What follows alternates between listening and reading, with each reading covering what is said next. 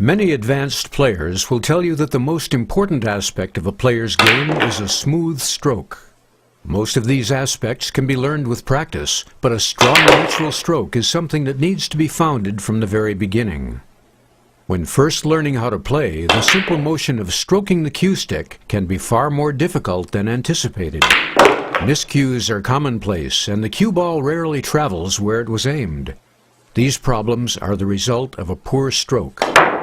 In order to avoid these common mistakes, we need to consider three important things.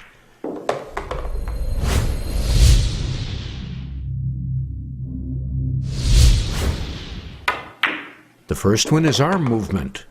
The ideal movement is achieved by restricting your arm so that you only bend the joints from the elbow down.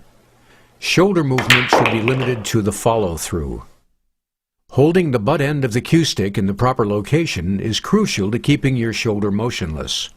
Grip the cue stick so that your forearm points at the floor when in mid-stroke.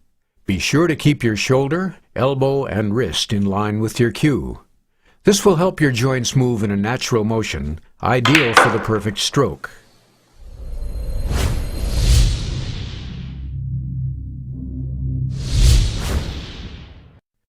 The second element of a good stroke is the follow-through. Following through after your shot is a seemingly unnatural action that many players overlook.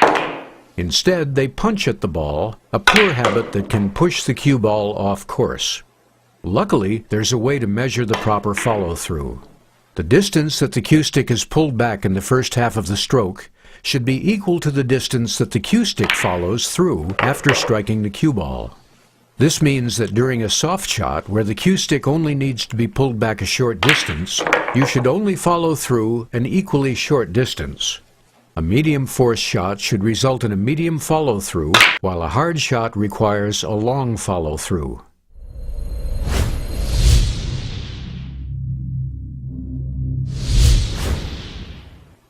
The third and final element necessary for a good stroke is simple and is commonly overlooked. It is imperative that you keep your head down during the follow-through.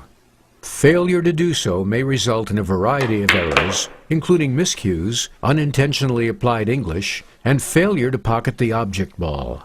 Applying these steps to your stroke is more difficult than it sounds. Although it may seem simple during a soft shot, any flaws in your stroke will become more noticeable during more powerful shots. By actively monitoring this over time, you will be able to build the foundation for a smooth stroke. Once established, the rest of your game will surely improve at a far greater pace.